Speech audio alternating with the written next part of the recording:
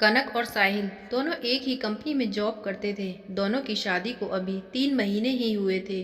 कनक के मायके में परिवार में उसके भाई की शादी थी। कनक अपनी सासू माँ से कहती है, माँ जी, मैंने शादी में जाने के लिए सारी तैयारी कर ली है। बस आप पापा जी से कहकर बैंक से मेरे जेवर निकलवा देना। आखिर भाई की शादी है, कुछ जेवरों की ज़रूरत पड़ेगी। सासू माँ ने कहा, अरे आजकल असली सोने के गहने कौन पहनता है? सब लोग आर्टिफिशियल ही पहनते हैं। अरे माँ जी, आर्टिफिशियल पहनते हैं, पर अपने घर में मेरे परिवार की पहली शादी है, सभी लोग देखेंगे, ऐसे अच्छा नहीं लगता। प्लीज़ आप पापा जी से कहकर मेरे गहने निकलवा दीजिएगा। अरे तेरे पापा जी अब बड़े बूढ़े हो गए हैं, उनसे बैंक के चक्कर नहीं काटे जाते।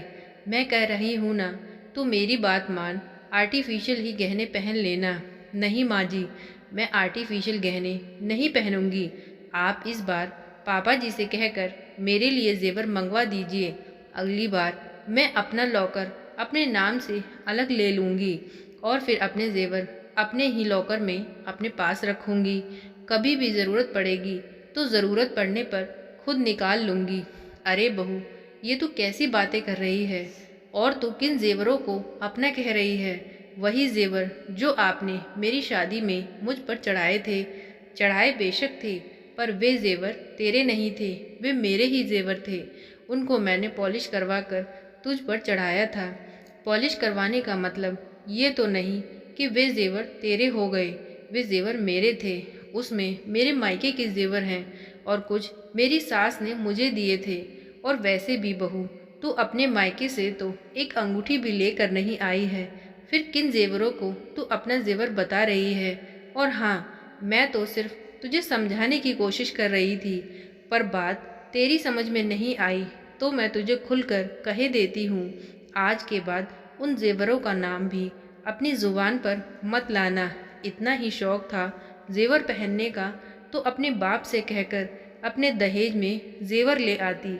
माँ जी, आप ये कैसी बातें कर रही हैं? शादी से पहले ही आप लोगों ने मुझे पसंद कर मेरे पिताजी से कहा था कि हमें लड़की पसंद है। दहेज के नाम पर हम 1 रुपया भी नहीं लेंगे। हम लोग तो ये सोच रहे थे कि आप लोग पैसों के लालची नहीं हैं। अरे नहीं बोला तो क्या कोई भी बाप अपनी बेटी को ऐसे खाली हाथ भेज देता है? सभी मना करते हैं, लेकिन हर माँ बाप अपनी बेटी के लिए कुछ ना कुछ तो करते ही हैं। पर तुम्हारे माँ बाप ने तो तुम्हें यूं ही एक जोड़ी कपड़े में ही भेज दिया, जैसे कि वे तो तैयार ही बैठे थे कि कब हम बोलें और वे फ्री में अपनी बेटी की शादी करा दें। सविता जी बहू को खरी खोटी सुनाकर वहाँ से चली जाती हैं। कनक को सासू माँ की बातें सुनकर बहुत रोना आता है, लेकिन उसमें आत्मसम्मान बहुत था। अब उसने ये ठान ली थी कि अगर सासू माँ जेवर नहीं देगी तो क्या जेवर वह नहीं पहन सकती। आखिर वह खुद भी एक अच्छी जॉब करती थी। उसने अपने पास इतने पैसे जोड़ रखे थे कि वह अपने पैसों से अपने लिए शादी में पहनने के लिए जेवर बनवा सके। अगले ही दिन कनक ने सुनार की दुकान पर जाकर अपने लिए कुछ गहने खरीद लिए। जब वह घर आई तो सासू माँ ने पूछा, कहाँ गई थी? कनक ने वे गहने दिखाए और कहा, मैं अपने लिए ही गहने खरीद के लाई हूँ। सासू माँ बोली, अच्छा, अभी तुझे आए हुए 2-3 महीने ही हुए हैं और तू मुझे इस तरह चिढ़ाने के लिए ये गहने खरीद कर लाई है।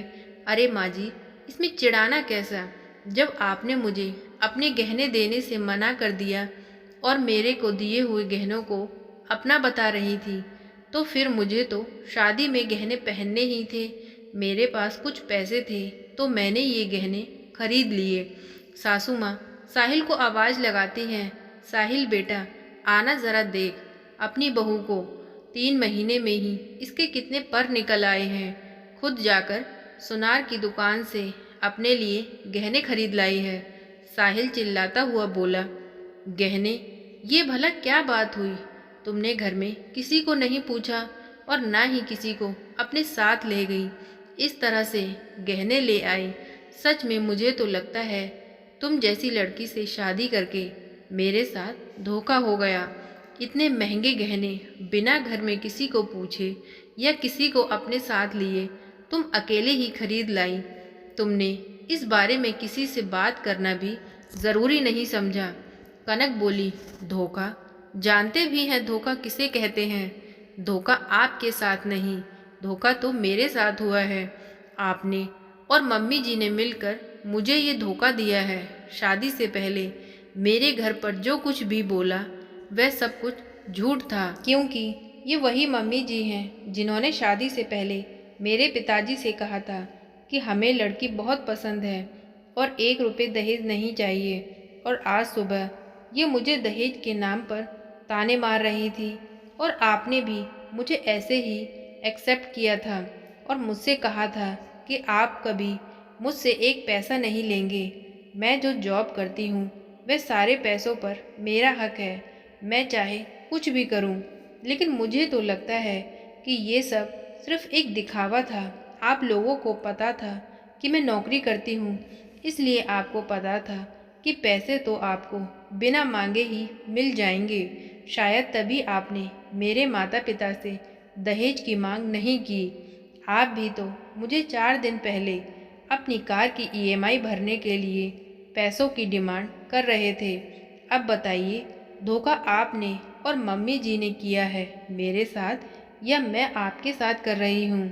मैं तो अपनी नौकरी में से, अपनी बचाई हुई सेविंग्स में से अपने लिए कुछ गहने खरीद कर लाई हूँ। कनक कहती है, इसमें भला धोखा कैसे हुआ? क्या मैंने किसी के पैसे चुराए हैं या फिर किसी के गहने चुराए हैं? चुप हो जाओ, तुम कुछ ज़्यादा ही बोल रही हो। मैं ज़्यादा नहीं बोल रही, सिर्फ वही बोल रही हूँ जो सही है। आप लोग अपनी बातें याद कीजिए कि आपने पहले क्या कहा था और अब आप लोग क्या कर रहे हैं मेरे साथ। तभी ससुर जी वहाँ आ जाते हैं। वे कहते हैं, आखिर क्यों इतनी चिल्लम चिल्ली मचा रखी है? तब से सासू माँ ससुर जी को सारी बात बताती हैं। ससुर जी कहते हैं, बहू ठीक ही तो कह रही है। आखिर बहू पढ़ी लिखी है, आत्मनिर्भर है, वह सब कुछ समझती है। भला बुरा तुमने उसे गहने के लिए मना ही नहीं करना चाहिए था। आखिर तुम्हारा एक ही बेटा है। अगर तुम्हारे गहने पर बहू का हक नहीं तो किसका हक होगा? कहाँ जाओगे तुम इन गहनों को लेकर? अगर तुम बहू को शादी में पहनने के लिए वे गहने दे देती तो बहू शादी में पहनकर वापस तुम्हें गहने कर देती। वह कौन सा अपने मायके में ही छोड़कर आ जाती। अगर तुम इस तरीके से मना करोगी तो बहू तो अपने पहनने के लिए गहनों का इंतज़ाम करेगी ही ना। इसमें भला बुरा मानने की क्या बात है? पहली गलती तो तुम्हारी ही है। और हाँ साहिल, रही बात तुम्हारी, तो बहू की सैलरी के पैसों पर तुम्हारा कोई अधिकार नहीं है। बहू अपनी मर्जी से जॉब करती है। वे अगर चाहे तो ना भी करे। उसका और इस परिवार की बहू की ज़रूरत पूरी करने की जिम्मेदारी तुम्हारी है, ना कि बहू से पैसे लेकर अपना काम चलाने की। वह अपनी मर्जी से अपने पैसे चाहे जहाँ खर्च करे। और बहू इतनी नासमझ भी नहीं है। वह एक पढ़ी लिखी और समझदार लड़की है। जो कुछ करेगी सोच समझकर ही करेगी और परिवार के भले के लिए ही करेगी। और ससुर जी ने बहू का साथ देते हुए सारी बात संभाल ली। सासू माँ और पतिदेव को अपनी गलती का एहसास तो हुआ, पर वो कहते हैं ना कि सास बहू से माफ़ी मांग ले, ऐसा तो हो ही नहीं सकता। और पति बीवी के आगे झुक जाए, ये भी इतना आसान नहीं। सभी चुपचाप अपने अपने कमरे में चले जाते हैं। कनक अपने भाई की शादी में जाने के लिए अपना बैग पैक करने लगती है। तो दोस्तों, ये थी इतनी सी कहानी। और कनक ने नए गहने खरीदकर सही किया या गलत, ये भी बताएं। और क्या अपनी सास और पतिदेव को आईना दिखाने का ये तरीका सही था या उसे कुछ और नया तरीका अपनाना चाहिए था? प्लीज़ कमेंट बॉक्स में अपनी राय ज़रूर दें।